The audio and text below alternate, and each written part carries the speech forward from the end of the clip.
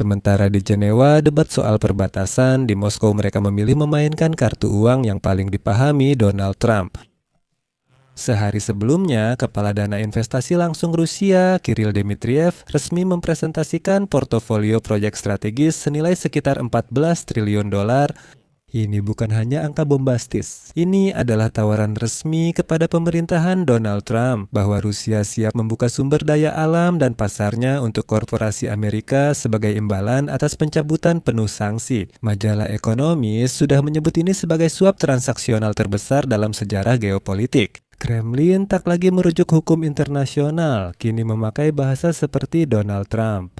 Terowongan di bawah Selat Bering yang menghubungkan Alaska dan Chukotka. Pengelolaan Arktik bersama dan akses ke tambang logam tanah jarang penting untuk baterai seperti Tesla. Semuanya dibahas di ruang oval. Mari lihat tawaran Rusia pada Trump. Di episode ini, kita bahas realitas triliunan dolar itu. Mengapa Kirill Dmitriev terburu-buru dengan tawaran ini dan apakah Trump akan menerima kesepakatan dengan ancaman yang dapat dikendalikan seperti yang dijanjikan? Nama saya Alexei Peci. Mari kita bahas topik ini bersama-sama, tapi sebelum kita mulai, saya minta kalian untuk subscribe ke channel ini, beri like, dan tulis komentar kalian di bawah video ini. Selain itu, jangan lupa follow channel Telegram saya, Peci News. Link ada di deskripsi video.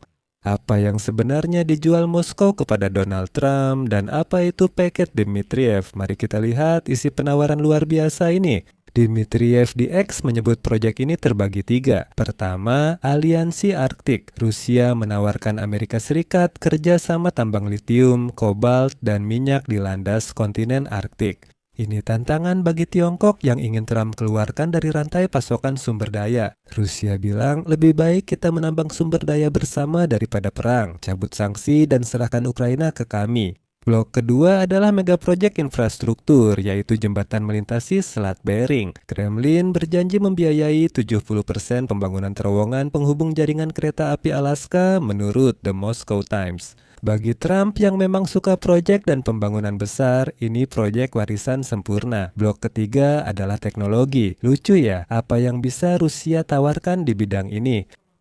Rusia menawarkan kepada raksasa teknologi informasi Amerika, termasuk perusahaan Elon Musk, berbagai kemudahan dalam pembangunan pusat data raksasa yang menggunakan energi nuklir murah di Siberia. Para analis The Economist menulis Dmitriev menyerang kelemahan Trump, kecintaannya pada angka besar dan keinginannya mengalahkan Tiongkok di sumber daya alam.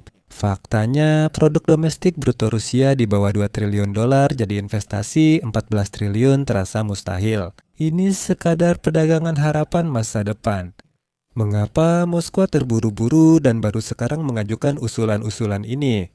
Jawabannya diberikan oleh data intelijen Eropa. Inilah, meski sudah menunjukkan keberanian, ekonomi Rusia tahun 2026 berada di titik kritis akibat isolasi dari pasar barat dan besarnya pengeluaran militer. Defisit anggaran paruh kedua tahun ini diperkirakan tertinggi dalam sejarah. Moskow sangat membutuhkan teknologi dan investasi barat agar tidak menjadi sekadar pemasok bahan mentah bagi Tiongkok. Kirill Dmitriev yang dikenal sebagai penghubung Putin ke elit Amerika Serikat menyadari Donald Trump adalah alternatif dan peluang itu bisa segera hilang. Seperti dicatat Reuters, perusahaan Amerika mulai melobi Kongres agar akses ke logam tanah jarang Rusia dipertimbangkan. Trump melihat ini sebagai kesempatan mengatasi kekurangan sumber daya industri otomotif Amerika yang 80% masih bergantung pada Tiongkok. Sebagai kesimpulan, saya ingin menyampaikan, kesepakatan orang Rusia senilai 14.000 triliun dolar ini sepenuhnya soal bisnis, meski di atas darah dan sumber daya. Trump tampak dihadapkan pada pilihan, terus memberi sanksi dengan risiko krisis global, atau bermitra dengan Putin menjelajahi Siberia sambil mengabaikan perang Rusia-Ukraina. Di sini terdapat sinyal ambigu. Donald Trump baru saja memperpanjang semua sanksi Amerika Serikat terhadap Rusia selama setahun lagi, termasuk yang sejak 2014, 2018, 2020, dan sanksi berikutnya. Seolah-olah dia menutup jendela di sini. Ada informasi bahwa Rusia dan beberapa pengusaha Amerika Serikat mencoba memanfaatkan kecintaan Presiden Amerika Serikat pada kesepakatan. Pertama, ingin mengakhiri isolasi ekonomi internasional yang mulai goyah karena beban militer. Dan investor asal Texas, Gentry Beach, mengatakan bahwa musim gugur lalu ia diam-diam menandatangani perjanjian dengan perusahaan Rusia Novotek tentang eksplorasi dan pencairan gas di Alaska.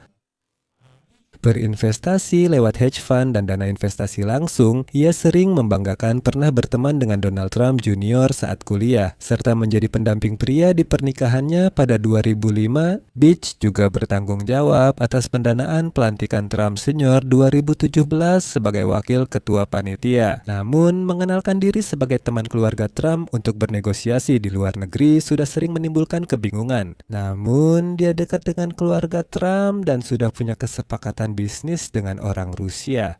Kesimpulannya, seperti kata pepatah, silakan Anda simpulkan sendiri. Di sini saya akan mengakhiri dengan titik-titik. Pendapat Anda, kesimpulan Anda, silakan tulis di kolom komentar di bawah episode ini. Jangan lupa subscribe channel ini, tekan lonceng, dan jangan lupa beri like. Jika episode ini menarik dan bermanfaat bagi Anda bisa mendukung karya ini dengan donasi atau berlangganan berbayar melalui tautan dan informasi yang ada di deskripsi video ini. Saya akan sangat berterima kasih atas dukungan apapun dari Anda. Itu saja untuk kali ini. Jaga diri Anda. Sampai jumpa.